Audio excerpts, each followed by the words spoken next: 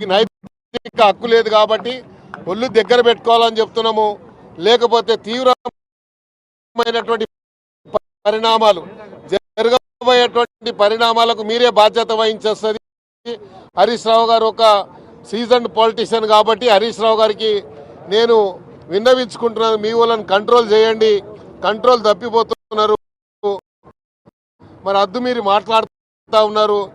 Enough is enough. ఇక ఎంత మేము పేషెన్స్గా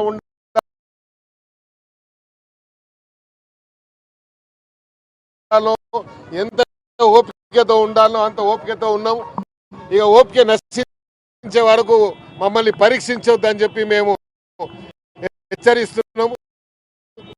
లేకపోతే జరగబోయేటువంటి తీవ్రమైనటువంటి పరిణామాలకు ఆ పార్టీయే బాధ్యత వహించాల్సి వస్తుంది. ఏదో మేము ఆ ఇంటికి వస్తాము, మా పార్టీ ఆఫీస్ నుంచి బయలుదేరుతాము అని అంత దమ్ముంది వీడికి.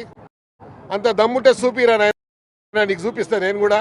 మేము కూడా ఒక్క స్టేట్మెంట్ రేపు ఇచ్చామనుకోండి, అందరి ఇండ్లు దిగ్బంధం అయిపోతాయి. బీఆర్ఎస్ పార్టీ ఎమ్మెల్యే అందరి ఇండ్లు దిగ్బంధం అవుతాయి. వద్దు, మేము ఎందుకంటే అధికారంలో ఉన్నాం కాబట్టి సామరస్యంగా ఉండి ప్రజా సమస్యల మీద దృష్టి కేంద్రీకరించాలని ముఖ్యమంత్రి గారు పదే పదే చెప్పారు జరిగింది. ఆయన ఫస్ట్ సారి స్టేట్మెంట్ ఇచ్చినప్పుడే ముఖ్యమంత్రి గారు చెప్పారు, వద్దు మీరు పేషెన్స్గా ఉండండి, అంటా ఉంటారు అనేది అననివ్వండి, మీరు సామరస్యంగా ఉండని చెప్పన్నారు.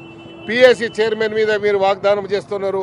మీరు చేసేటువంటి ఏదైతే మరి క్రియేట్ చేస్తా ఉన్నారు అట్మాస్ఫియర్ని, మీరు ఒకసారి ఆలోచించండి. అప్పుడు కాంగ్రెస్ పార్టీకి సింగిల్ లార్జెస్ట్ పార్టీగా ఆపోజిషన్లో ఉంటే మీరు ఇయ్యలేకపోయారు. మీరు అప్పుడు చేసిన తప్పే.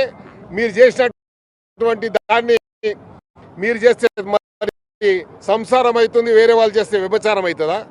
కాబట్టి మీరు ఆలోచించాలి. ఈరోజు మీరు చేసేటువంటి దీన్ని మేము ఇప్పటికీ ఖండిస్తున్నాము. ఇది ఇక్కడ ఆపితే బాగుంటుంది.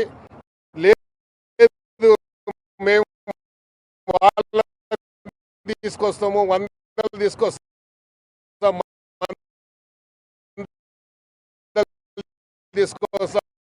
అంటే మందు లేక ఎంతమంది వచ్చినా ఏం కాదు, పుల్లు లేక వస్తాం మేము.